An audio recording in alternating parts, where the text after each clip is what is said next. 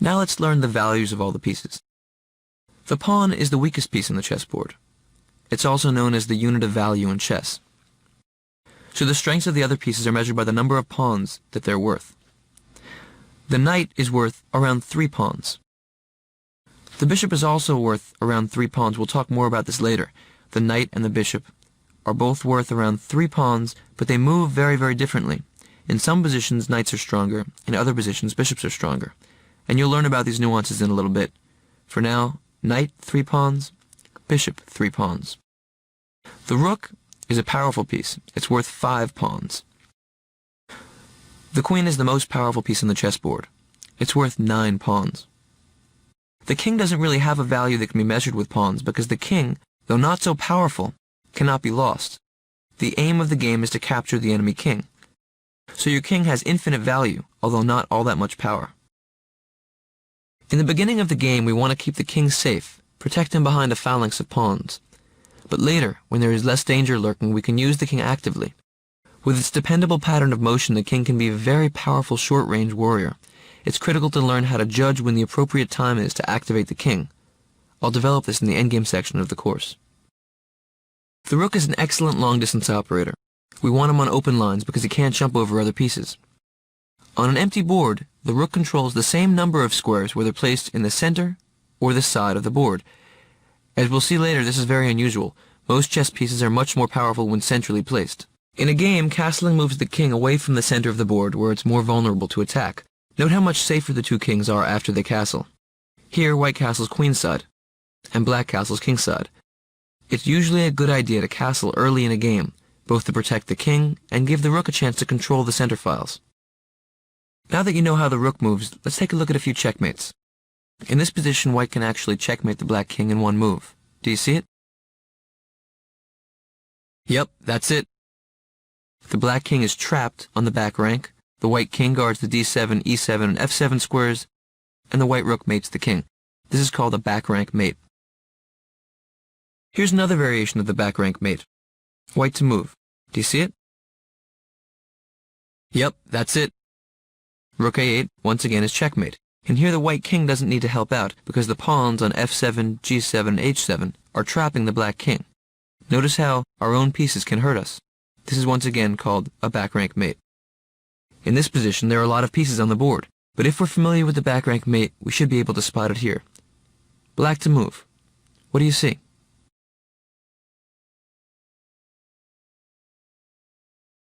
Good job. The correct move is rook a1, checkmate, a back rank mate. It's important to learn the patterns on an empty board so we can have the tools to navigate the complexities of chess. White to move, mate in 1. Good job. Your rook on h6 covers the 6th rank, while your king covers the b4 and b5 squares. By moving your rook to a2, you've checkmated the black king. White to move, mate in 1. That's right, rook takes a4, checkmate. By moving your rook to h8, you've checkmated the black king, and there's no way to block. In this position, it's mate in 2 moves. What is black's first move? Good job. Now it's mate in 1 move. What is the last move? You got it. By using both of your rooks in this manner, you're forcing the white king into a smaller and smaller area, until finally he's trapped and can't escape. This one's tricky. Take your time, remember everything you've learned so far, and try to find white's best move. You may see that you can take one of black's rooks with rook takes h5, but that would be a huge mistake. Why? What is black's best move? That's right. If you take on h5, black has rook e1, back rank mate. The tables are turned. So now let's go back to the original position. What should white do? Find the strongest sequence of moves. Good job. Now it's mate in 2 moves. What's next? You got it. Now it's mate in 1 move. What's the last one? Excellent work. You found mate in 3. Congratulations. In this position, it's white to move in mate in 2. This problem combines pawn and rook moves, using a number of patterns you've already seen. White to play. What do you see? Good job. Checking the black king. Your rook is cutting me off from going backwards, so after king h4, what's mate in 1 here? Rook h6, excellent work. A back rank mate on the side of the board. Take a look at this position. What's white's best move? That's right. Here we can use the tactical device called a skewer to win the black rook. Rook d3 check skewers the black king to the rook. After king e4, rook takes d8, and white has won a rook. So rook takes g3 was possible, winning a pawn, but the best move was rook d3. A skewer is when you have two enemy pieces lined up on the same diagonal, rank, or file. You attack the stronger piece. It has to move out of the way, and that opens up an X-ray attack onto the weaker piece. Excellent long-distance operators like the rook, bishop, or queen are very good for these types of operations.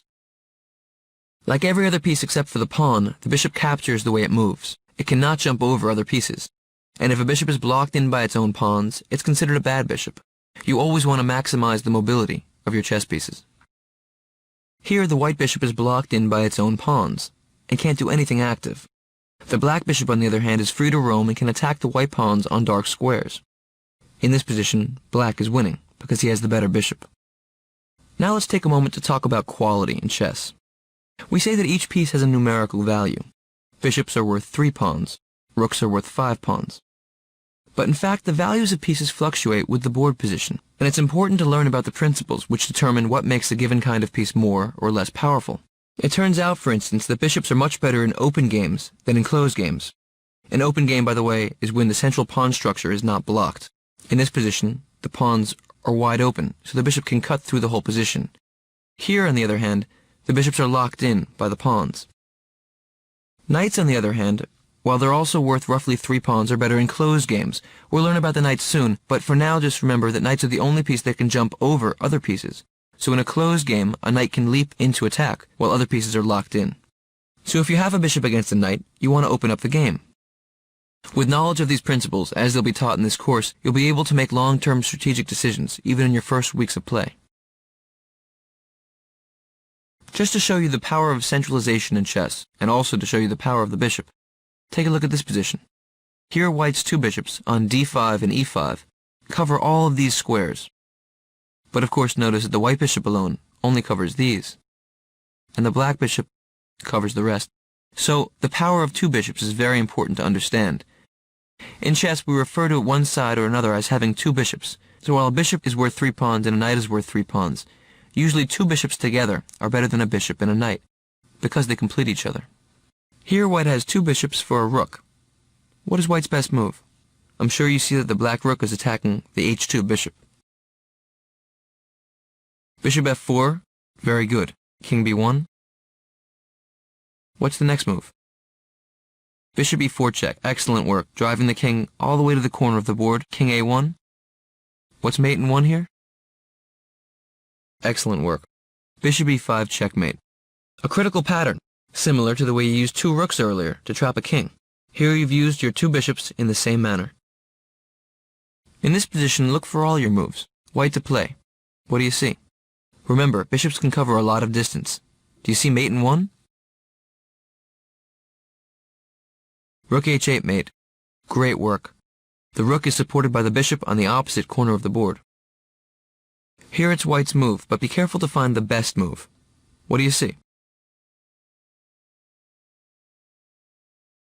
Excellent work.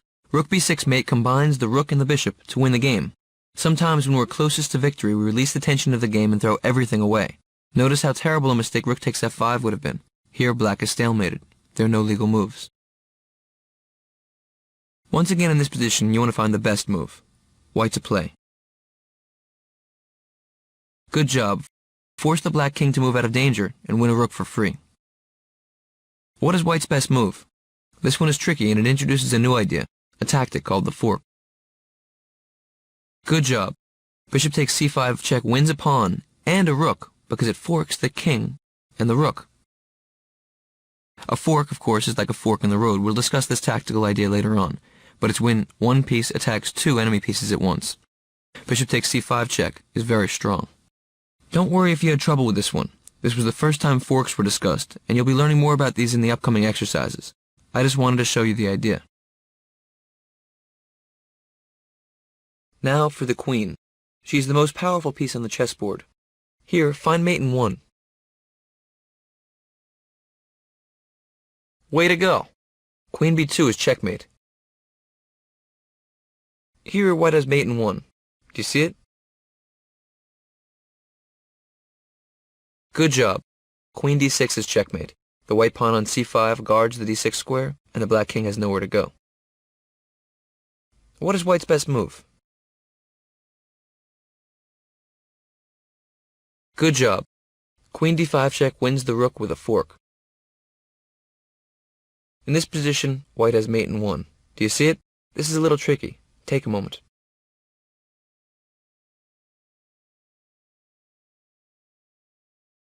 Excellent work.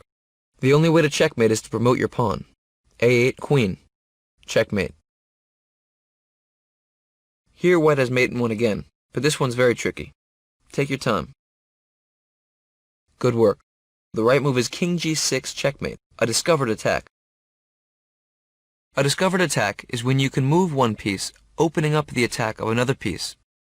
In this position, the white queen on b3 is blocked in its attack on the black king on g8 by a white rook on d5. When that white rook moves, it's a discovered attack. The white queen will have discovered check onto the black king. Notice, of course, that if white plays either rook d8 check or rook g5 check, the king is attacked 2 ways. This is called a double check. Very powerful. In part 2 of the course, when we build you a tactical arsenal, we'll spend more time with discoveries. For now, I just want you to be familiar with the term. Here's another example of a discovered attack. The white pawn can move from d5 to d6, opening up a discovered check on the black king from the bishop on g2. There are countless forms of discovery, and we'll look at more later on. What is white's best move? Find the best discovery. Good job. Rook d5 check wins the black queen. The white rook moves out of the way, opening up an attack of the white queen on a1 onto the black king on g7, and attacks the black queen. Notice that rook takes b4, another option, would have been a mistake. It also attacks the black queen, and checks. But here black can block. Queen to e5, protected by the pawn on d6. Black gets out of check and gets the queen out of the way. Now we're up to a unique piece. The knight. The knight is the only chess piece that can jump over other pieces, but it can't go very far in one leap. It moves in an L pattern, 2 squares in one direction and 1 square in another. One thing you should notice is that the knight on d5 takes 4 moves to get to b7 or f7. Diagonally with 1 square in between is very far for a knight, so you can be very close to a knight, but safe from attack. A knight is very good in a closed game, because it can jump over other pieces. We also want to find outposts for the knight. An outpost is a square deep in the enemy camp that an enemy pawn cannot attack. So the knight in the corner covers 2 squares, the knight in the side covers 4 squares, the knight in the center covers 8 squares. We always want to centralize our knight, and this holds true with most of the chess pieces. Centralized pieces can go right, they can go left, they can go up, they can go down, they can go everywhere. With the knights, my first teacher used to always tell me, a knight on the rim is grim. It's a good way to remember to centralize your knights. The most common weapon of a knight is the fork. Do you see how the white knight can attack all of black's pieces if moved to the appropriate square? Good work. Knight c7 check. You can attack all of the black pieces. What is black's best move? Here we see that black has 2 possible forks. Play the best one. Good job. Knight b4 check wins the queen. When deciding between 2 possible forks, always go for the most valuable pieces. Remember the theme of discovered attacks. Anywhere the white knight moves will open up a discovered check from the white queen on c3. Knights are very good for discoveries. What's your best move?